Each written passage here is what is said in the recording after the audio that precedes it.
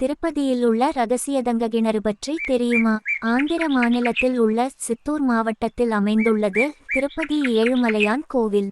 தினமும் பல லட்சம் மக்கள் வந்து வணங்கும் இந்த கோவில் 108 திவ்ய தேசங்கள் என்றழைக்கப்படும் கோவில்களில் ஒன்றாக திகழ்கிறது.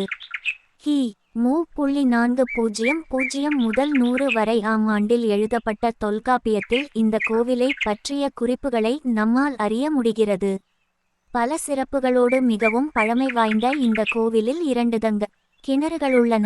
அந்த தங்க கிணறு எங்கே உள்ளது, அது எப்படி எப்போது உருவானது என்பது பற்றிய தகவல்களை இந்த பதிவில் பார்ப்போம் வாருங்கள்.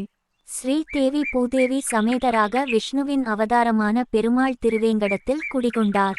அப்போது அனைவருக்கு உணவு தயாரிப்பதற்காக லட்சுமி தேவி ஒரு தீர்த்தயத்தை உருவாக்கினார் என்று கூறப்படுகிறது.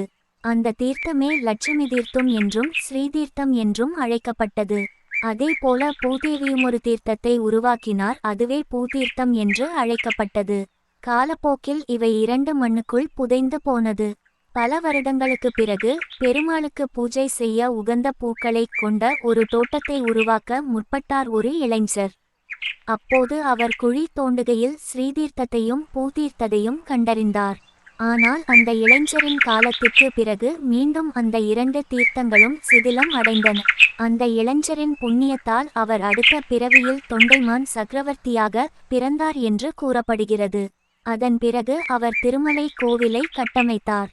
அதோடு முன் ஜென்மத்தில் தான் கண்டறிந்த தீர்த்தத்தை சுற்றி தங்ககவசம் செய்துள்ளார். அந்த கிணறே தற்போது தங்க கிணறு என்று அழைக்கப்படுகிறது.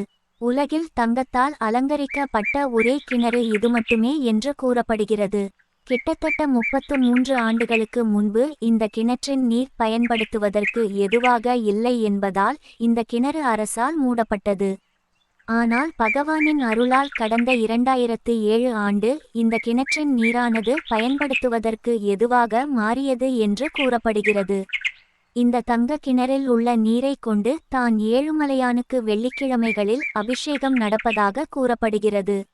இந்த கிணறுகள் திருப்பதியில் ஒரு சிறு மேட்டில் அமைந்துள்ளது என்று கூறப்படுகிறது.